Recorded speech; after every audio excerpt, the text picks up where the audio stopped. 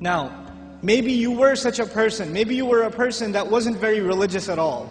And you were living life like the rest of your extended family. But something came in your heart and you said, you know what? I'm going to take this guidance seriously. I don't know how it happened. Maybe Allah made it happen through some YouTube video. Or it happened through some khutbah you heard, or a friend, or however it happened. But you decided to make a change for the better in your life. And when you start changing the behavior in your life, the first people to see a change in you will be your own family. They will notice it. They will notice that you're not the same anymore. You don't talk the same, you don't act the same, you don't go to the same places, you don't even have the same friends anymore. And this necessarily happens. When you take a turn towards Islam, necessarily you start losing friends. Because your old friends used to do pretty bad things and now you can't do those things with them anymore, so you suffer a loss of friends. And at the same time, your family starts saying, you're acting a little too weird. And for the young man, the family might even say, what's that thing on your face? You forgot to shave? What happened to you? And the girl starts wearing hijab and the family might even be in shock. And this is a Muslim family, mind you. They'll say, take that thing off your head. You're going to go out to the wedding looking like that? I can't sit in the car with you like that. What do you think we are? All of a sudden, you're the Islamic role model? Who died and made you Shaykh? That all of a sudden we should be looking up to you. Remember what you were like last year, man? You were the party animal. Now you're going to go make salah? Yeah, seriously, please. We know what you're really like. In other words, not only have you lost your friends, from your family you get the nastiest kinds of sarcasm and criticism. All the time, all the time. Every chance they get, they say something to you. They say something about your beard. They say something about your habits of making salah. They say something about you going to the ICNA convention. They say something about putting your children in Islamic school. They say something about sending your children to Sunday school, or you getting up for Fajr or Isha and going to the masjid. They'll have some comments for you, and those comments hurt. They burn pretty good. This happens to young men in the audience, where their parents start telling them to stop hanging out with their other Muslim friends. Don't go to the masjid, don't waste your time. I wallahi myself know of stories where the father found out that in between classes, the son used to, because his classes were 3-4 hours apart, in between classes he used to go to the masjid to pray dhuhr and just study at the masjid. Instead of studying at the library where there's plenty of things to look at, might as well go make salah and pray in the masjid. I'll be safer that way. Dad finds out. You're becoming an extremist, son. And what is the extremism in the eye of the father? That the boy is making salah in the masjid. That's extremism for him. Subhanallah.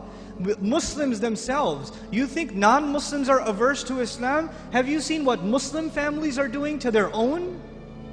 What parents are doing to their children? I know of cases myself where parents said, we will not pay your college tuition. We will not look for a wedding made for you until you take that hijab off. We will not do it. We do not accept you as our daughter until you take that thing off. We will not show our face in public with you. You can't go with us anywhere. This is the mother telling. And you know what they'll say? What's amazing about that? They'll make you feel bad about yourself. They'll tell you, what kind of daughter are you? You should be ashamed of yourself. You're embarrassing your parents. We're Muslim, but we're not Muslim. We're not those kind of Muslims. That's not how we do things in our family. That's what they'll say. Our family is different. We don't do things like that in our family. That's those masjid people. Don't be like those masjid people. That's what they'll say. And you know what's amazing about that? If you look at a portrait of your great-grandparents from back in the day, good old great-grandpa's got a big old beard and you can't even see grandma's face. So who's being true to the family and who's an embarrassment to the family? See, this is Muslim families today. And you're in the midst of all of this. And you know what happens? Because you've made a decision to turn towards Islam, if an enemy of Islam came to you and said, abandon your religion, you'd say, oh yeah? I'm going to be even more committed. You would become energized in your zeal for the religion when the enemy attacks Islam. We'd get even more fired up. Muslims get fired up in the craziest of ways. Somebody draws a cartoon about the Messenger ﷺ and Muslims go crazy and they'll burn some other guy's car up or break somebody else's because they're really angry. But we get fired up when something happens, something questions the dignity of our religion, even if it makes sense or doesn't make sense. But when your own family comes and says, look, I love you, I'm worried about you, I don't want you to become this way.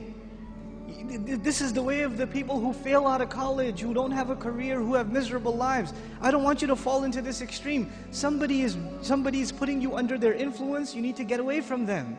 They're the ones pulling you away. So how do you deal with that? The most inappropriate response to this pressure is anger. And you know what? That is the most common response too. Your parents start yelling at you for growing the beard, and you're a young, hot-blooded guy. What do? Oh yeah? It's the sunnah. You can't tell me what to do. You're following culture, and I'm trying to follow Islam, and you slam the door in their face. Way to go. Because that's what Allah wants you to do, yell back at your parents. And they're talking about your beard. What was Ibrahim's father talking about, alayhi salam? Was he talking about something small or something big? Go make sajda to idols, boy. And does he lose his cool? Does he get angry? We have to learn how to be with our parents. Even when they call you away from deen, it doesn't matter if they're Muslim or not. وَإِن جَاهَدَاكَ عَلَىٰ أَن تُشْرِكَ بِمَا لَيْسَ لَكَ بِهِ عِلْمٍ فَلَا تُطِعْهُمَا وَصَاحِبْهُمَا فِي الدُّنْيَا مَعْرُوفًا. Allah Azza wa Jal tells us, if they struggle against you to make you follow what they themselves have no knowledge of, don't obey them, while at the same time accompanying them in the most dignified fashion. Obeying them is separate, respecting them is separate.